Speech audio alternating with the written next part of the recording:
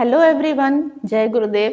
मेरा नाम डॉक्टर प्रीतिमयी साहू है, associate professor Shri Shri Ayurveda hospital से। ये हॉस्पिटल कटक में स्थित है, उड़ीसा में। तो आज मैं आपको अर्थराइटिस के बारे में बताना चाहती हूँ। अर्थराइटिस एक जॉइंट डिसऑर्डर है, या फिर जैसे आप लोगों को जोड़ों में दर्द होता है, स्टिफनेस रहती है, मूवमेंट में दिक्कत होती है, चलने फिरने में दिक्कत होती है, सीढ़ियाँ चढ़ने में दिक्कत होती है। तो इसके बारे में आज मैं आपको थोड़ा बताना चाहूँगी। जैसे कि अर्थराइटिस बोला जाता है, ये दो वर्ड से बना हुआ है, अर्थरम और आइटिस। अर्थरम मीन्स जॉइंट और आइटिस का मतलब होता है इन्फ्लेमेशन। ओके, तो अगर आपके जोड़ों में सूजन है या फिर उसमें आपको दर्द हो रहा है, आपको पैर मोड़ने में दिक्कत हो रही है, सीढ़ियाँ चढ़ने में दिक्कत हो रही है, तो आपको अर्थराइटिस के सिम्टम्स हैं।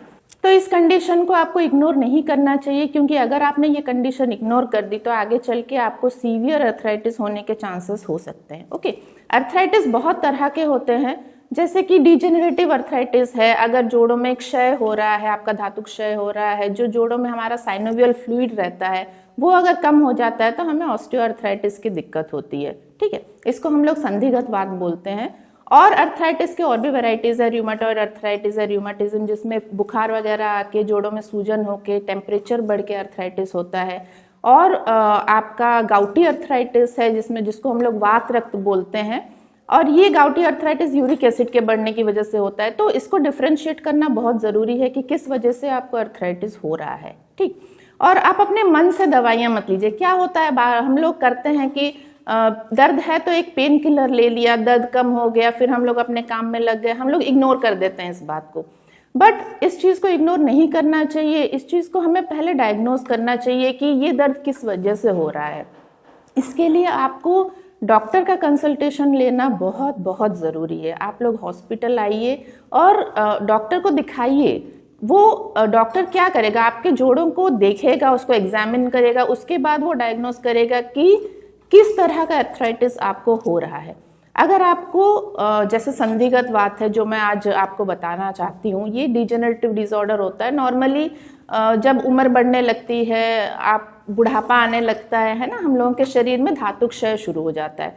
तो उस कंडीशन में हमारे जो जॉइंट्स हैं, घुटनों के नी जॉइंट है हमारा, या फिर एंकल जॉइंट है, इसमें ऑस्टियोआर्थराइटिस डेवलप करता है। साइनोवियल फ्लूइड कंटेंट कम हो जाता है। साइनोवियल फ्लूइड एक तरह का जैसे आप लोग ये इमेजिन कर सकते हैं कि दरवाजे की जो हिंज होती है उससे आवाज़ आने लगती है, वैसे हमारे जोड़ों में भी आवाज़ आने लगती है, कट की आवाज़ आती है। जब आप चल रहे हैं, सीढ़ियाँ चढ़ रहे हैं, तो उसमें से आपको आवाज़ आने लगती है। और हम लोग क्या करते हैं, दरवाजे में थोड़ा सा तेल डाल देते हैं तो आवाज़ बंद हो जाती है, उसका मूवमेंट फ्री हो जाता है। वैसे ही जोड़ों का कंडीशन भी है। तो जोड़ों में अगर हम स्नेहन करें तो ये ऑस्टियोआर्थराइटिस में काफ़ी हेल्पफुल होता है। अब ये स्नेहन का प्रोसीजर कैसे होता है, ये तो आपको हॉस्पिटल आके ही पता चलेगा, है ना। जब आप डॉक्टर को दिखाएंगे तब वो आपको प्रेस्क्राइब करेंगे। यहाँ पे थेरेपीज आपको बताई जाएंगी कैसे कैसे की जाती हैं। ठीक है, और इससे आपको काफ़ी फायदा होगा।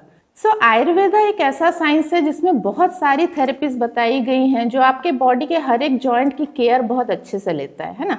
और ये है कि हमारे आयुर्वेद में जो ट्रीटमेंट प्रिंसिपल्स हैं, उसमें स्वस्थ से स्वास्थ्य रक्षणम और आतुर से विकार प्रशमनम, दो तरह की चीजें बताई गई हैं। एक होता है आपका प्रिवेंटिव मेजर्स, दूसरा होता है क्यूरेटिव मेजर्स।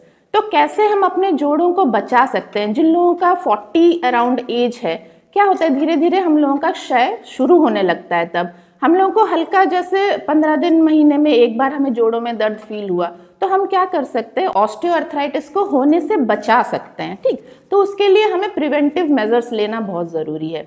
और जिन लोगों को ये हो चुका है, 50 की उम्र के बाद, 60 की उम्र के बाद आप लोगों को ऑस्टियोआर्थराइटिस हो गया है, तो उसके लिए हमें क्यूरेटिव मेजर्स करना ज़रूरी है। तो आयुर्वेद में बहुत सारी ऐसी थेरेपीज बताई गई हैं जो आप लोग ले सकते हैं, जैसे कि जानुवस्ती है, हम लोग करते हैं। और अलग अलग जॉइंट्स के लिए हम लोग वस्ती करते हैं, एक्सटर्नल थेरेपीज रहती हैं, मसाज वगैरह कराया जाता है, वो भी टेक्निकल, जो आप घर पे नहीं कर सकते हैं। जो हमारे यहाँ पे ट्रेंड थेरेपिस्ट हैं पंचकर्मा में, वो लोग करते हैं और बहुत ही उसका अच्छा रिजल्ट रहता है। उसके साथ हम लोग स्वेदन का प्रोसीजर करते हैं, जिसमें काफ़ी सारी चीज़ें आती हैं। तो ये जो थेरेपीज बताई गई हैं आयुर्वेद में, ये आपको हॉस्पिटल आने पे ही पता चलेगा।